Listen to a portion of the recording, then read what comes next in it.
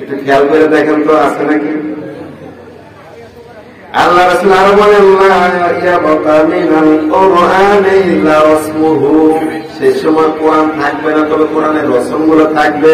তার মানে কোরআন যে কারো কালিদার লেখা, আরবি কতগুলো হরফ, কতগুলো আয়াত আছে, সেইটা লেখাটা ঠিক থাকবে, কিন্তু কোরআনের কোন আইন কানুন নিয়ম নীতি সমাজ রাষ্ট্রে কোথাও থাকবে? আছে? একটু খেয়াল করে দেখেন তো, আছে কোথাও? কোথাও নাই। শুধু বলো তাই না, আল্লাহ রাসূল আরো বলেছেন, মাসাজিদুহুম আমালাতুম ওয়া ইয়া খারাবুম মিনাল হুদা। সেই সময় মসজিদ গুলো হবে বড় বড় টাইলস করা, মোজাইক করা, অট্টালিকা হবে, কিন্তু মসজিদের ভিতরে হিদায়াত থাকবে না। আজকে লক্ষ্য করে দেখেন, বাংলাদেশের আনাচে কানাচে প্রত্যেকটা মসজিদে বাবা সুন্দর সুন্দর করে তৈরি করা হয়েছে, মোজাইক করা হয়েছে, টাইলস করা হয়েছে, কত সুন্দর মসজিদ, কিন্তু মসজিদের ভিতরে কি নাই? হিদায়াত নাই। মানে কি বাবা? মসজিদের ভিতরে হক কথাগুলো আজকে বলা, মসজিদের ভিতরে ইমাম সাহেব যদি যাইয়া সুদের বিরুদ্ধে কথা বলে, পরে তিনি ইমাম সাহেবের কি নাই? কেন আপনার দরকার নেই বলে, কেন? আপনি সুদের বিরুদ্ধে কথা বলেন, কিন্তু সমস্যা কি? আপনি জানেন না সভাপতি সুদ খান? কথা কন শিখি না। আর আমরা পয়সা হয়েছে সভাপতি, তাদের এবারে সমাজের সবচেয়ে বড় টাকাওয়ালা যিনি, কিন্তু টাকাগুলো কোন পথে কামাই করছে সেটার দিকে লক্ষ্য আমরা করি কখনোই করি না। পরে বলে ঠিক আছে, বলেছে সুদের বিরুদ্ধে কথা বলবো না, পরের দিন ঘুষের বিরুদ্ধে কথা, ঘুষের বিরুদ্ধে কথা বলছে, বলে আপনার দরকার নেই যান। কেন? জানেন না সেক্রেটারি ঘুষ খায়। সম্মানিত ভাইরা, বাবাজিরা, আমার বন্ধুরা আমার, এই জন্য সত্য কথাগুলো, কোরআনের কথাগুলো, হক কথাগুলো মসজিদেও বলা যায় না। বললে সাহেব কি থাকে না? চাকরি থাকে না। কি হবে বেঁচে থেকে? কি হবে বেঁচে থেকে? অযথা বিদ্যা শিখে যদি না করতে পারো শোষণহীন সমাজটাকে, কি হবে বেঁচে থেকে? কি হবে বেঁচে থেকে? কথা কোন? কি হবে ছাত্র সেজে চুমু খেয়ে সনদ খানা, যদি হয় বিদ্যালয়টা পতিতাদের আড্ডাখানা?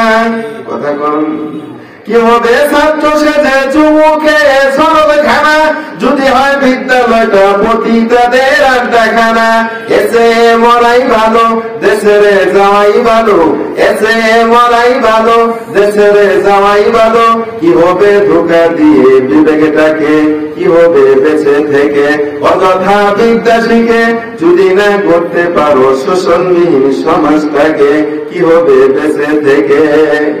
কি হবে আলেম হয়ে ইমাম সেজে সমাজেতে, পারো যদি সত্য কথা উচ্চ স্বরে না বলিতে? কথা কর, আলেম হয়ে ইমাম সেজে লাভ আছে? কি হবে আলেম হয়ে ইমাম সেজে সমাজেতে, পারো যদি সত্য কথা উচ্চ স্বরে না বলিতে?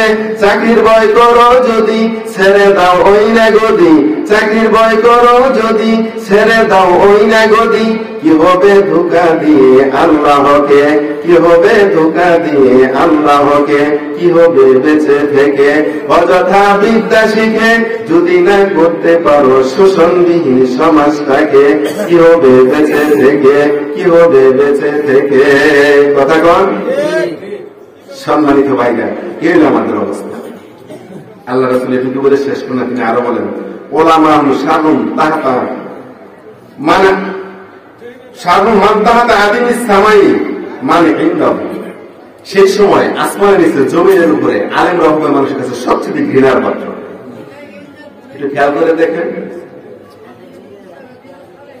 আজ যদি একজন রাস্তা দিয়ে হাইটে যায়, কিছু লোক দোকানপাটে বসে হুজুরের দিকে তাকায়, এটাও ফলো করে, টিটকারি করে।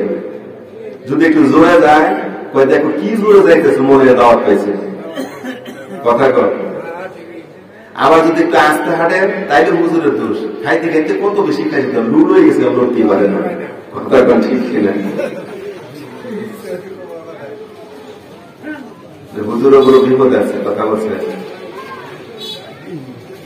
তবে একটা কথা শোনেন, আল্লাহ রাসূল বলেন, তাকুতুল ফিতনা ফীহি মাতাউল।